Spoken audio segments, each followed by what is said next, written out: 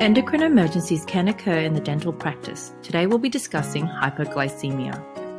It was a busy morning for Jane. She had overslept and had to hurry to get to a 9 o'clock dental appointment. Jane had to rush out of the house so she didn't get a chance to eat. She thought, I can grab something on the way.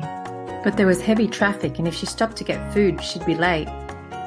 Jane finally arrives at her dentist and quickly rushes in. Suddenly, Jane realizes she doesn't feel too well. You see, because she hadn't eaten anything all morning, her blood sugar is lower than normal. Blood sugar, or glucose, is the body's primary source of energy. When levels fall too low, the body and the brain does not have enough energy to function properly.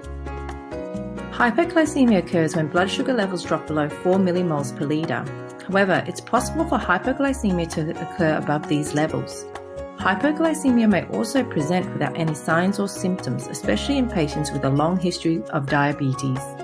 Symptoms of hypoglycemia can be categorized as adrenergic or neuroglycopenic. Let's first discuss the adrenergic symptoms.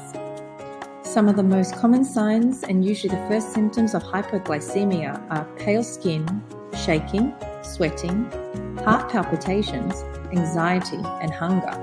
To understand why these symptoms occur, let's briefly talk about the liver. There are two ways your body gets the glucose it needs for energy. 1. Eating foods that contain carbohydrates. 2. Your liver makes and releases glucose. When your blood sugar drops too low, hormones such as glucagon and adrenaline are released by the body. These hormones tell your liver to release stored glycogen and produce new glucose. Adrenaline is also known as our stress hormones, as they are released during scary or stressful situations. That's why early hypoglycemia symptoms such as racing heartbeat, sweating and anxiety are similar to how you would respond if you were being chased by a lion. Neuroglycopenic symptoms occur when the brain is no longer getting enough glucose.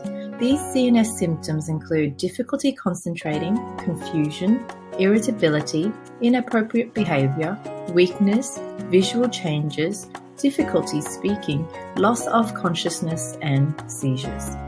Adrenergic symptoms frequently occur before the neuroglycopenic symptoms. Therefore, they provide an early warning for the patient and the dental team that the patient may be experiencing hypoglycemia, and this needs to be addressed urgently. So what causes hypoglycemia? Think of your blood sugar as a scale. One side is glucose production and the other side is glucose utilization.